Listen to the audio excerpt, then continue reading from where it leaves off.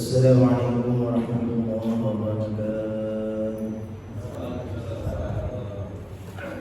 بسم الله الرحمن الرحيم. الحمد لله رب العالمين، وبه نستعين على أمور الدنيا والدين، والصلاة والسلام على أشرف المرسلين سيدنا محمد وعلى آله وصحبه أجمعين.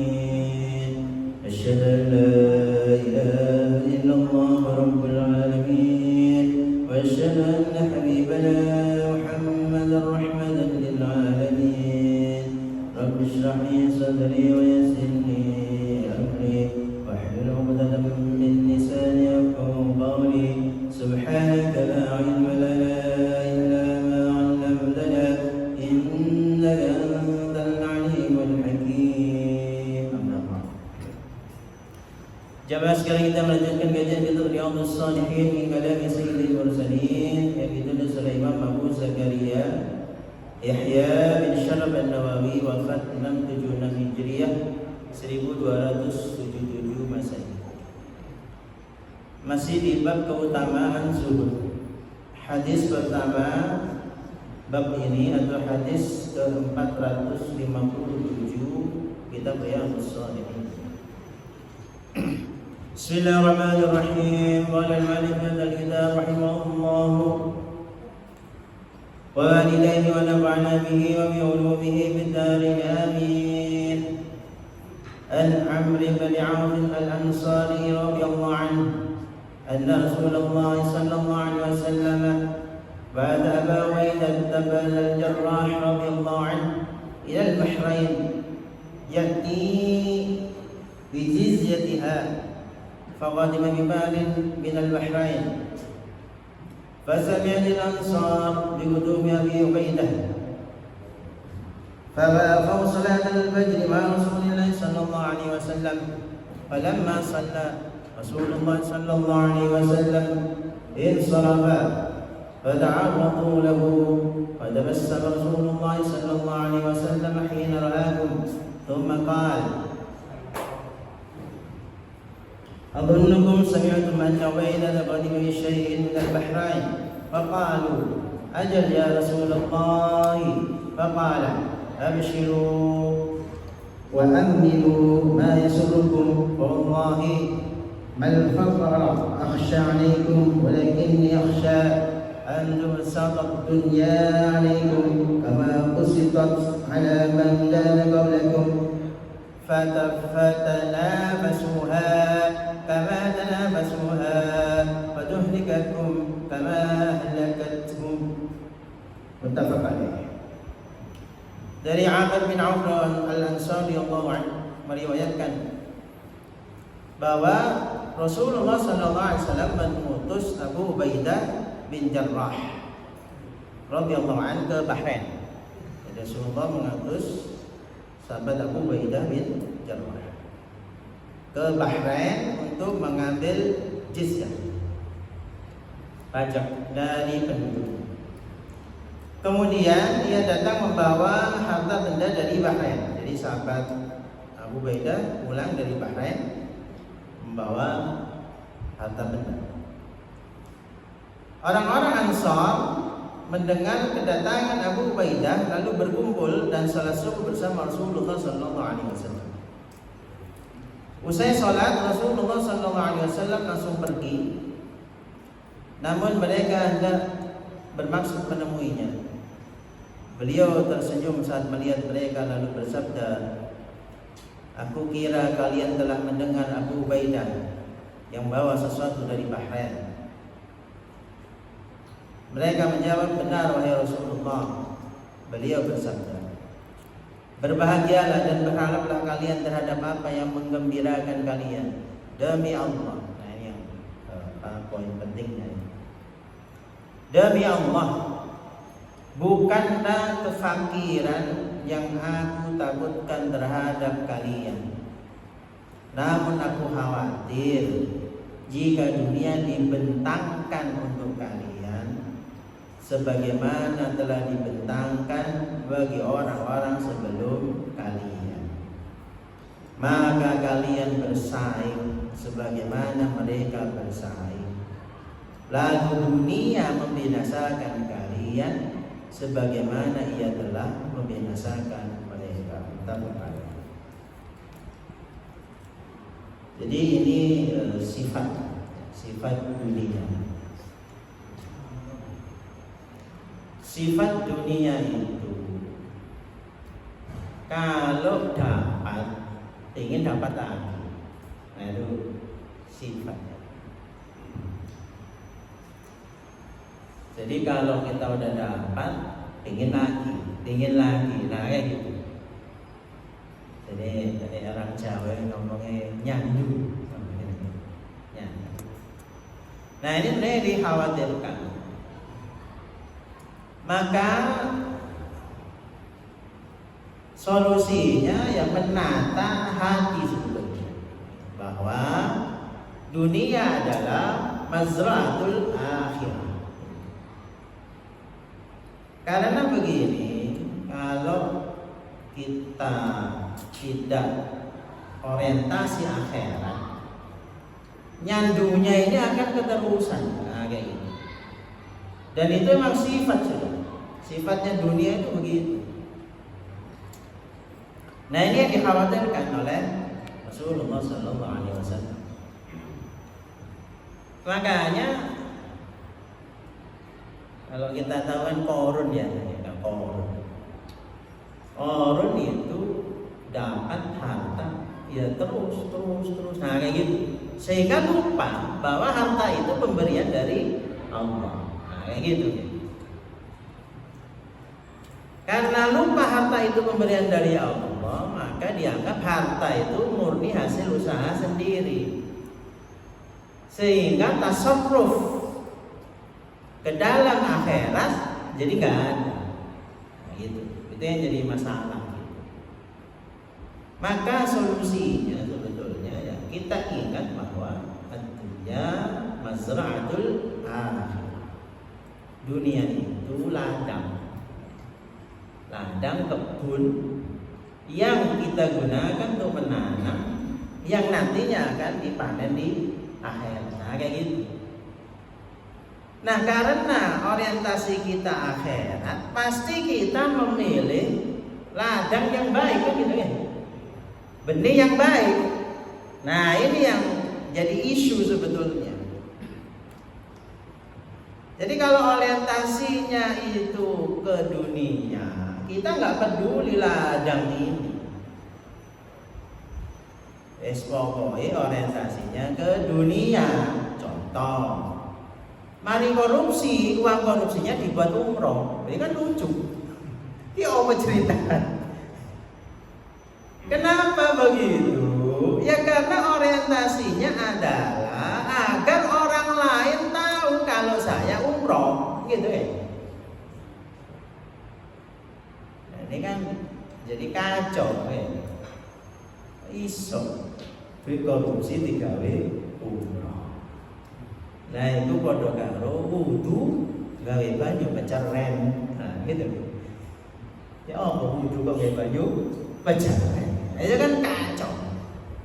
Umroh itu ibadah, tapi sumbernya bermasalah. Nah, ini kan kacau.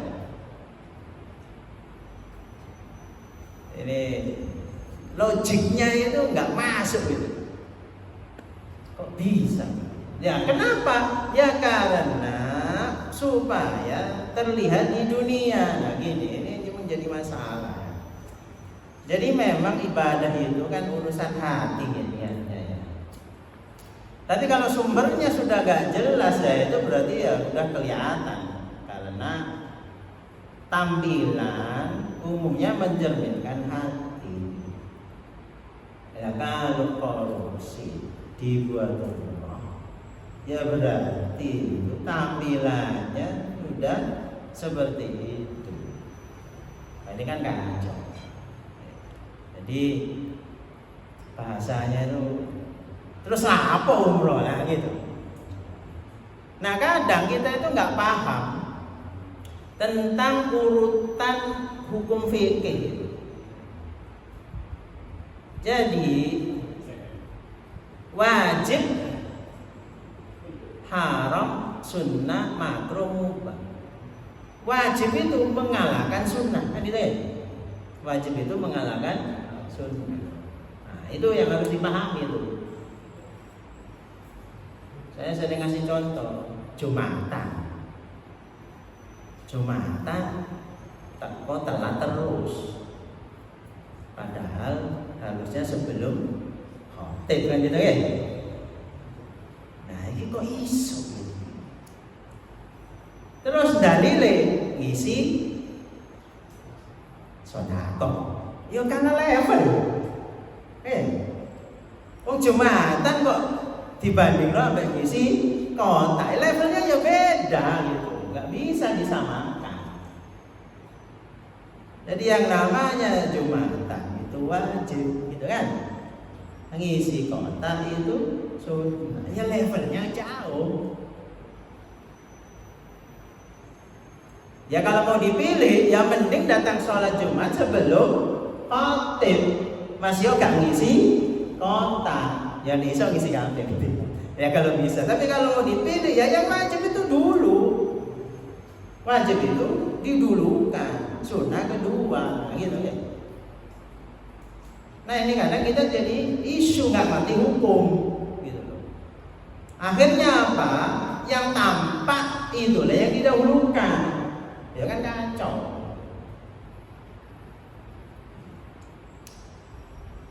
Orang umroh dari barang haram, ya nggak bisa. Gimana ceritanya? Ya haram itu didahulukan, ditinggalkan. Umrohnya sunnah, ya nggak usah, nggak apa-apa. Nah, itu yang jadi isu gitu ya. Jadi kita harus pahami mana wajib, mana sunnah, mana level, nah gitu ya. Oh levelnya didahulukan, ya wajib. Nah gitu. Jadi apa ya, pemahaman hukum itu jadinya kacau.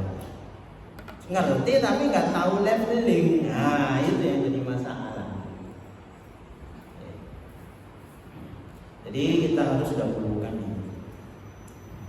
Nah di hadis ini dikhawatirkan kalau dunia dibentangkan, ternyata sifat dunia itu kita selalu kurang. Nah itu memang aneh gitu. Beda dengan makan ya. Kita itu makan satu piring kurang, dua piring kurang. Misalnya ke all you can eat gitu ya. 3 piring lah penuh ya misalnya. Setelah itu wes emoh-emoh. Nah gitu. Tapi dunia itu gak begitu sifatnya. Dapat 1 gunung emas kurang. Dapat lagi 1 gunung emas masih kurang. Dapat lagi masih kurang, masih lagi itu terus. Nah ini memang aneh gitu. Kok bisa ya? Kenapa itu? Kalau makan kan ada maksimal tuh. Tapi kalau dunia nggak ada itu maksimalnya. Makanya di hadisnya maksimalnya ya mati. Sampai tanah itu kita makan, maksudnya mati. Nah memang itu agak aneh. Jadi apa istilahnya kalau HP itu spesifikasi dunia tidak pernah mengenyangkan. Kan bingung ini. Gimana itu? Nah, itu memang agak aneh spek dunia itu seperti itu. Tapi kalau apa istilahnya gitu ya? Makan ya ada speknya ya. Ya kalau udah umur 50 ya kan ngurangi gula gitu. Itu spek itu. Speknya tubuh itu kalau udah 50 harus ngurangi yang bergula. Itu spek itu. Jangan ada yang nekat, yo tanggung sendiri. Itu spek. Nah lucunya speknya dunia itu nggak ada puasnya. Nah ini saya juga bingung ya, bisa speknya itu. Ya karena memang dunia diciptakan dengan spek kayak gitu, kayak HP itu spesifikasinya begitu. Jadi kita itu akan selalu kurang. Maka ngeremnya adalah istilahnya itu bukan mematikan ya, beda ya. kita tidak mematikan pencarian dunia, bukan. Ya gak mangan temenan ya. Tetapi mengontrol.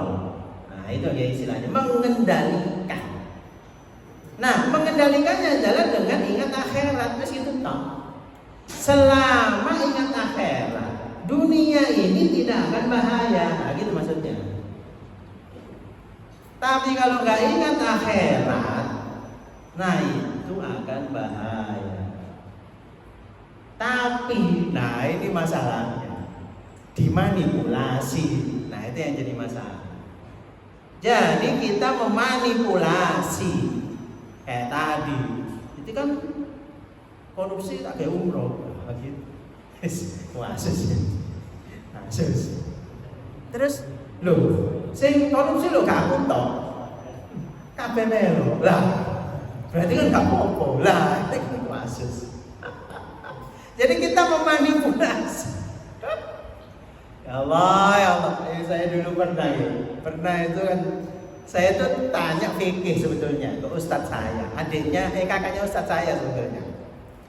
Nah, saya tanya murni fikih loh ya. Saya ngomong gini, ustadz, merokok itu kan makruh, ya kan hukumnya bagi ustadz saya dan kakak ini makruh. Ada yang ngomong haram itu nanti silakan. Kan makruh ustadz. Tapi ustadz, saya misalnya merokok, lalu saya niati, saya merokok ini supaya para pegawai rokok bisa bekerja, mendapat penghasilan. Kan itu kan? Kemudian mereka bisa menafkahi putra putri, menyekolahkan. Berarti kan saya baik, ustadz. Berarti saya merokok itu ya makruh dapat pahala. Nah kan saya pertanyaannya fikih. Ya kakaknya saat saya itu ngomong, ya malaikat kok dibujui. Lah tapi kan itu namanya orang bertanya gitu kan. Ini bukan manipulasi hukum. Ya Allah, ya Allah. Enggak boleh tetap itu, enggak boleh. Malaikat kok dibujui. Jadi malaikat karepmu dhewe lele. Nah kita itu sering memanipulasi begitu, sehingga kita membenarkan semua yang kita lakukan, padahal itu ketok-ketok salah, terus dimanipulasi seolah-olah jadi benar, padahal itu hanya nafsu kita saja. Nah itu yang jadi masalah. Nah, memanipulasi dalil, nah ini ya bahaya kalau kita nggak hati. Makanya bersikap fair, nah ini yang penting. Bersikap fair itu penting. Kayak tadi orang saya mau merokok, terus saya cari dalil-dalil supaya orang pegawai rokok bisa menafkahi keluarganya, kan baik sekali. Oh ini kan manipulasi dalil itu. Ya kalau mau begitu, ya carikan pekerjaan, kan gitu sistemnya. Nah ini yang jadi masalah, kita sering bagaimana ya kita harus kendalikan. Sebetulnya begitu. Cuma memang hadisnya itu kan al-mujahidu man jahada nafsahu fi ta'atillah. Mujahid itu yang jahada nafsahu. Di ilmu sharaf, kalau daraba Zaidun Amran, daraba was mukul sapa Zaidun Zaid, Amran ing Amar, itu Zaid mukul Amar searah, satu arah. Tapi kalau daraba Zaidun Amran itu musyarakah. Zaid pukul Amar pukul Zaid. Jadi saling. Nah, al-mujahidu man jahada nafsahu. Jadi kita itu mengendalikan nafsu. Nafsu pun melawan balik. Nah, itu masalahnya. Jadi nafsu itu juga melawan balik. Nah, itu yang jadi masalah. Sehingga ya ini jadi pertarungan seumur hidup. Contohnya, saya fair-fairan aja. Dulu saya itu mengira anak itu seperti kertas putih, di mana saya bisa nyoret seperti keinginan saya. Nah, dulu begitu yang saya dapatkan dulu. Ternyata anak itu duwe karep dhewe-dhewe. Saya itu sampai, ya Allah, ini biar ini apa ini? Anak kedua lahir, saya mikirnya sederhana. Wong anak pertama tinggal copy paste, selesai dong. Pendidikan kan tinggal copy paste. Ternyata nggak bisa copy paste itu. Soalnya anak duwe karep dhewe. Terus anak kayak kertas putih, maksudnya opo? Jadi anak itu punya istilah HP itu default factory, sudah punya bawaan diri. Jadi nggak bisa saya ngajari anak pertama kayak gini sukses, ngajari anak kedua dengan cara yang sama sukses, nggak bisa. Dulu saya mengira begitu, ternyata loh kok gak iso. Nah, makanya saya bingung. Biar saya ngomong anak kayak kertas putih itu maksudnya oh, anak itu default factory, punya bawaan sendiri. Nah, nafsu itu ya begitu. Jadi nggak bisa kita ngomong begini. Oh, orang itu bisa begini, saya pasti bisa. Ya nggak bisa. Habis. Karena beda-beda. Orang beda-beda. Pelatihannya beda-beda. Maka jalan menuju surga itu banyak. Ada yang lewat jalan puasa, ya ahli puasa. Ya nggak semua orang kayak gini. Jadi kan kira kiai itu kuwabe ahli puasa gitu, ya enggak. Ya jalannya kiai beda lagi. Ya memang ada yang jalannya banyak. Tapi kalau ada kiai yang ahli puasa, ya nggak apa-apa, nggak usah dimai itu. Kiai kok ahli puasa, ibu sing mai itu kurang kerjaan. Ini kurang kerjaan, asli kurang kerjaan. Ya karena orang itu beda. Jadi jangan menyamakan orang. Nafsu kita juga begitu. Kita itu mendidik nafsu melawan balik. Makanya ulama berpesan, mengendalikan nafsu itu seperti mengendalikan anak. Anak kecil itu kalau terus dituruti permintaannya terus dituruti, nggak dituruti, godok dituruti, akhirnya jadi apa? Manja. Nah, nafsu juga sama. Nafsu itu kalau kita turuti terus, akhirnya jadi manja. Nah, itu yang nggak boleh. Karena kalau nafsu sudah manja, itu bahaya. Gak dituruti, was, ayo, nah kayak gitu. Gak dituruti, nah kayak gitu. Saya sering kasih contoh. Lek sholat kalau AC ini gak bisa khusyuk. Kayak Rasulullah biar nona AC ini aja. Ya, nah itu nafsu sudah. Jadi ketergantungan itu kan mubah sebetulnya ya. Sholat pakai AC itu kan mubah ya. Tetapi kalau sudah ketergantungan, nah berarti nafsu kita memenangkan pertarungan. Itu nggak boleh. Ya nggak apa-apa, sholat pakai AC nggak apa-apa. Tetapi kalau sampai ada kalimat, nih kalau AC-nya aku nggak bisa khusyuk, nah ini nafsu sudah memenangkan pertarungan. Nah ini udah nggak boleh. Nah gitu, itu yang jadi isu. Nah di sini hadis ini ditakutkan oleh Rasulullah SAW. Kalau dunia dibentangkan, khawatirnya apa? Bersaing sebagaimana orang-orang dulu bersaing. Lalu dunia membinasakan kalian sebagaimana ia telah membinasakan mereka. Ini yang dikhawatirkan. Jadi bentangnya dunia tidak antisipasi dengan kontrol terhadap dunia. Nah ini yang akhirnya dunia jadi membinasakan. Nah itu.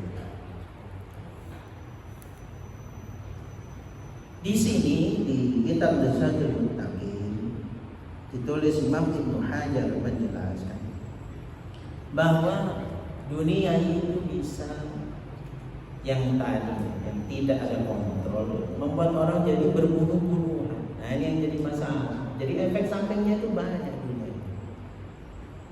Dunia itu kalau tidak dikontrol, membuat orang akhirnya menempuh jalan-jalan ketidakbaikan.